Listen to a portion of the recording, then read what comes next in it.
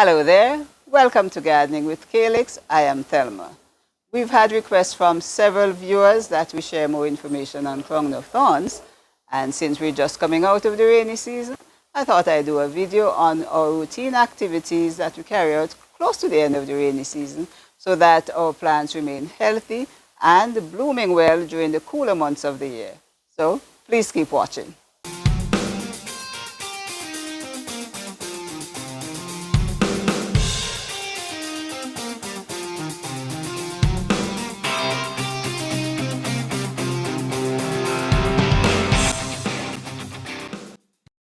Thanks for staying. I mentioned rainy season during the introduction, and here in Jamaica, our main rainy season starts usually early to mid-September and goes all the way through sometimes to the end of November. And we all know what that means. Most plants resume a vegetative growth, lots of green leaves and very few flowers.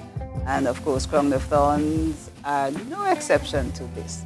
So it is a good time to allow the plants to just grow, but towards the end of that rainy season, we need to do an evaluation to see what effect the rainy season had on them. Did it introduce lots of pests? Did the soil get washed out?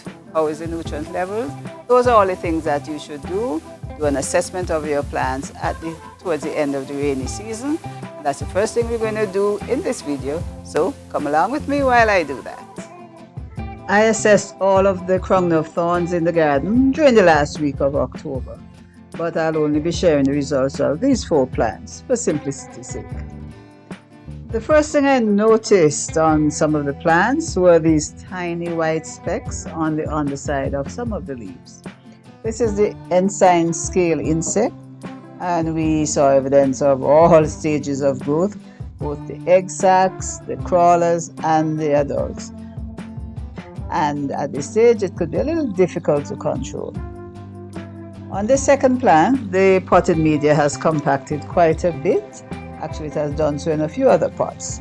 But luckily, there are no sign of scale insects here. But there may be a nutritional problem. See the purpling of the leaves, which could either be nutrition or an early attack of thrips. The third plant looks fine. But this 4th plant also has the scale insects.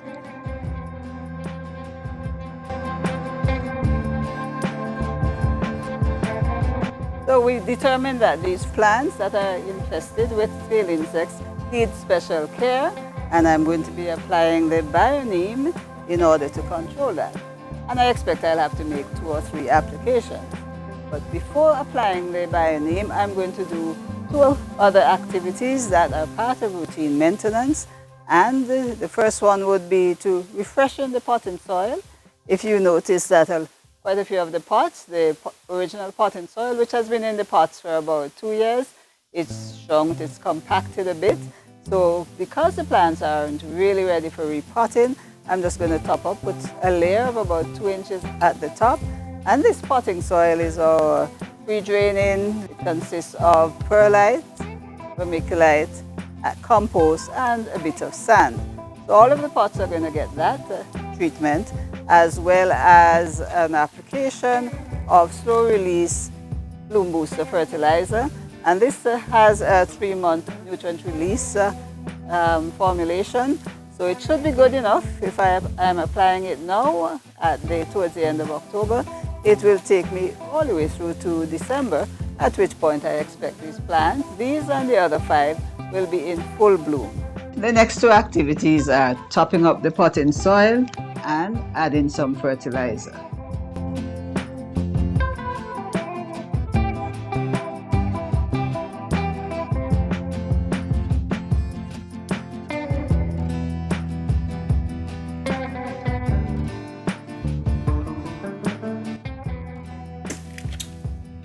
This size pot, the 10-inch pot, whoops, hey.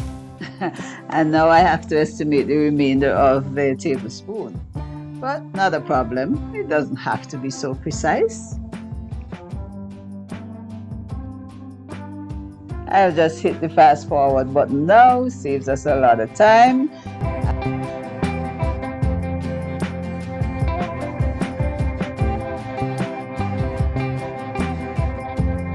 going to apply the Bioneem now, and for that I am in full pesticide application mode.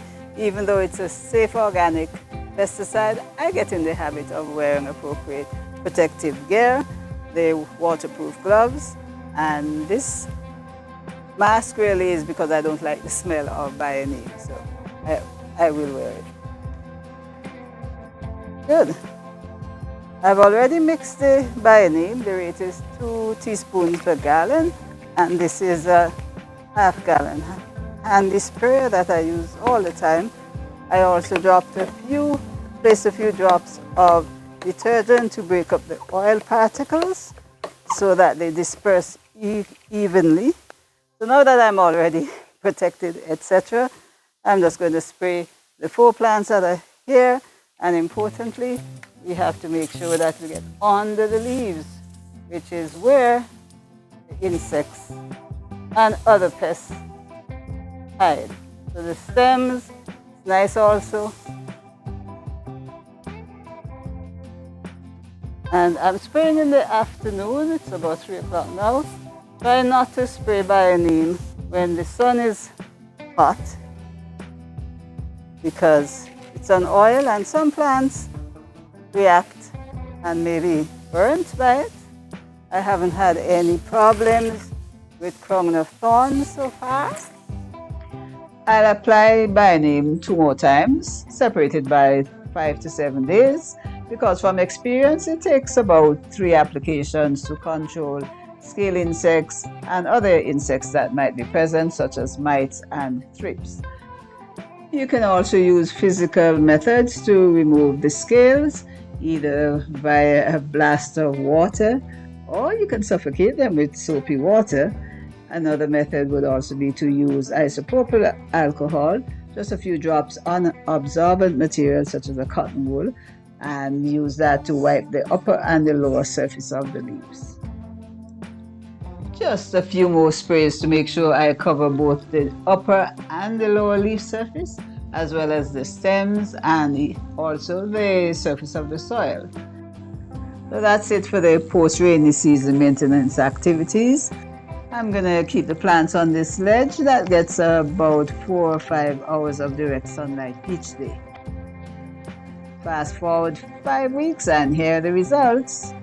The main problem we were treating for, the ensign scales and maybe some thrips and mites also, the applications of the Bioneem, we did 3 applications, and over that period of time we got about 80 to 85% control, and I did resort to using a piece of cotton soaked in isopropyl alcohol in order to physically remove those that I happen to see either on the upper surface or on the lower surface.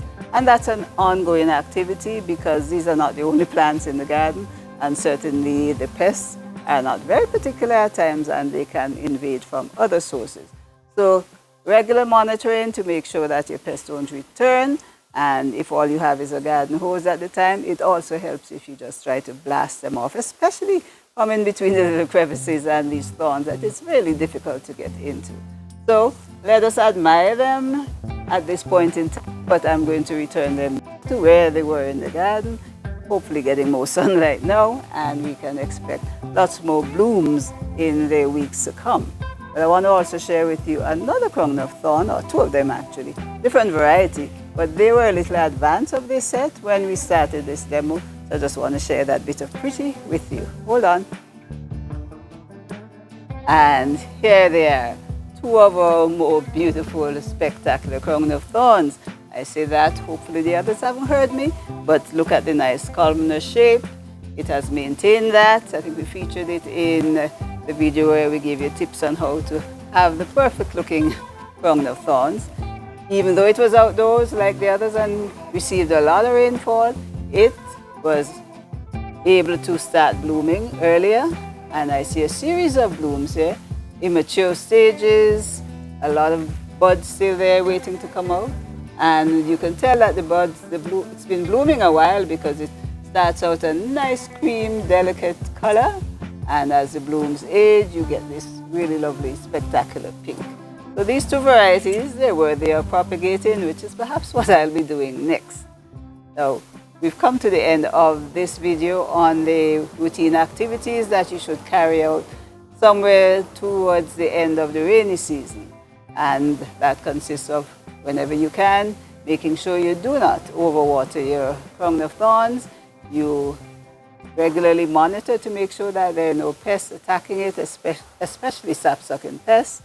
You maintain the nutrient level, not too much nitrogen if you want it to start blooming. You switch your formulation to one that is high in phosphorus and potassium. Now, of course, give it as much sun as you have available to you. There are times when I have very little sun, depending on the location I put it in.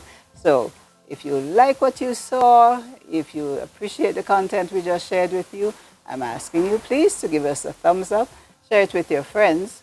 And for those of you who may not yet have subscribed, it's a nice thing to do. Right? It just gives me an idea that you would like to know when we upload the next video.